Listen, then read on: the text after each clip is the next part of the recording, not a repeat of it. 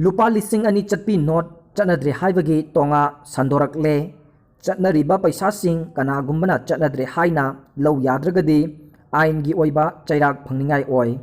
mamangda lupa taragi chandi Chatpi coin Chatnadre haina Tok-nga ama sandorakraba matungda hauzik Reserve Bank of India na puthokpa lupa lising ani Chatpi asi Chatnaroi haibagi Tok-nga ama sandorakpadagi mafam kharada leiba dukan sing yauna mi kharana hairiba lising anigi note asi lau haiba yanadre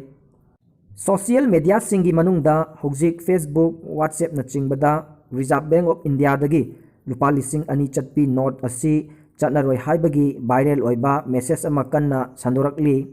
message aduda sahi asigi January gi tang manga dagi hojik Chatnariba lupa lising ani Chatpi gi note asi thingzillaga anoba note sing lakliba January gi tang kundagi bank sing dagi hanagi Chatnariba lupa lising ani gi note sing adu onthoknaba yagani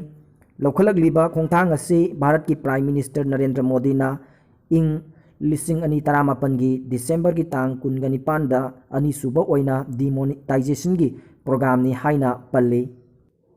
hiram asigi matangda ngasi pause asina Imphal da laiba Reserve Bank of India gi sub office ki official amaga wari sanaba matamda hojik mafam kayada RBI na puthokliba laibak asida Chatnariba lupa lising ani Chatpi note asi Chatnadre haibagi Tok-nga ama sandoklakpagi wafam makhoisu tare adubu hojik RBI na asigumba paisa note Chatnaroi haibagi wafam amata official oina thokpa amata leitri social media da viral chaliba adu RBI gi letter head ta iraga thokpa cherol maksunate maram aduna hiram asigi matangda miyamna hojik lupa lising ani Chatpi note Chatnaroi haibagi wafam asi thajabiganu haina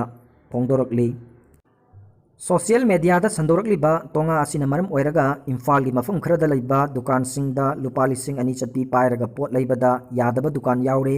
aduga state asigi border town oiriba more ga thangana lairiba Myanmar manungda hana lupa lising ani Chatpi sing lauramba adusu tha amarongi mamangdagi Myanmar gi misingna paisa asi pot laibada lau haiba yadre hairi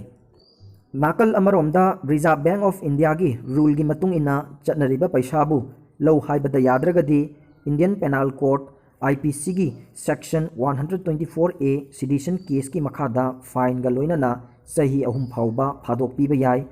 IPC gi section 188 ki makhada su ain gi oiba charak piduna tha taruk phauba phadok piba yai hairi